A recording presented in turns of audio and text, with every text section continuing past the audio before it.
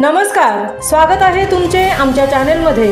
आवाज महामुंबईचा, शोध बातमीचा, कौल मनाचा। चला तर मग आमचे चॅनेल शेअर करा, लाईक करा आणि सबस्क्राइब करा। धन्यवाद। नमस्कार।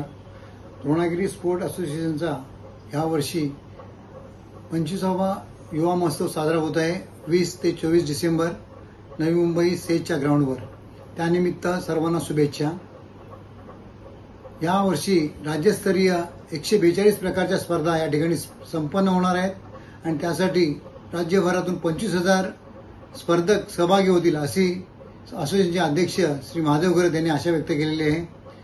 11 एप्रिल 2001 रोजी लावलेलं हे छोटंसं रोप आज वटवृक्षामध्ये रूपांतरित झालेलं आहे। या लोकांनी केलेली मेहनत या वर्षी फळाला आलेली आहे आणि या वर्षी रौप्य महोत्सव मोठ्या उत्साहाने साजरा होत आहे। खरं तर प्रत्येक जण या स्पर्धेमध्ये खेळण्यासाठी आणि आपलं नाव पारितोषिकावर कोरण्यासाठी उत्सुक झालेला असतो। द्रोणागिरी पुरस्कार आज राज्यामध्ये आणि जिल्ह्यामध्ये एक प्रतिष्ठेचा पुरस्कार मानला जातोय आणि तो आपल्याला मिळावा म्हणून प्रत्येक जण प्रयत्नशील असतो। यावर्षी होणाऱ्या स्पर्धा या राज्यस्तरीय असल्यामुळे सर्व राज्यातून या ठिकाणी स्पर्धा घेणार आहेत आणि मोठ्या उत्साहाने त्या ठिकाणी सहभागी होणार आहेत। याचं वैशिष्ट्य या खेळाडूंचं की कबड्डीचं स्पर्धा यांची विलोभनीय असते, बघण्यासारखी असते आणि त्यासाठी प्रेक्षक वर्गही खूप असतो। तसंच आणखी या कार्यक्रमाचं वैशिष्ट्य की त्यांच्या क्रीडा ज्योत द्रोणागिरी देवी करंजा इथून प्रज्वलित होते आणि लहान मुलांपासून मोठ्यांपर्यंत सर्वजण धावत ती ज्योत घेऊन मैदानात येते आणि त्या मैदानामध्ये त्याचं उद्घाटन होतं आणि मग स्पर्धेला सुरुवात होते। गेल्या 2 वर्षापूर्वी पॉवर लिफ्टिंग चॅम्पियनशिपच्या राज्यस्तरीय आणि राष्ट्रीय स्तरावरच्या स्पर्धा झाल्या आणि त्यासाठी पूर्ण भारतामधून स्पर्धक आले होते।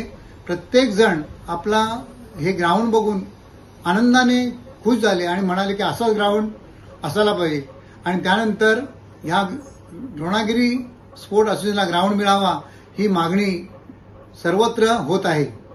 या वर्षी होणाऱ्या स्पर्धेला आणखी वैशिष्ट्य की ह्या स्पर्धांमध्ये सर्व प्रकारचे सामाजिक, सांस्कृतिक, क्रीडा क्षेत्रातील मान्यवर उपस्थित असतात आणि त्यांच्या हस्ते या सर्व स्पर्धकांचा, विजेत्यांचा त्या ठिकाणी सत्कार केला जातो। शिवाजी महाराजांच्या सरदारांचे वारसदार दरवर्षी या ठिकाणी येऊन आपली उपस्थिती नोंदवतात आणि त्यांच्या हस्ते सुद्धा या आमच्या विजयी वीरांना बक्षिसे दिली जातात। ह्या वर्षी काम करणारे महादेव घरत अध्यक्ष, उपाध्यक्ष मनोज पडते, खजिनदार शिवेंद्र म्हात्रे आणि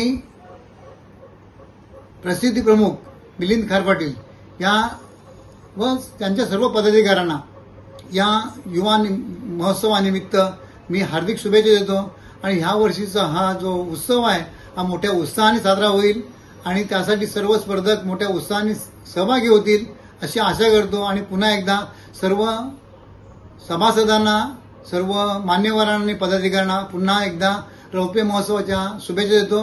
धन्यवाद।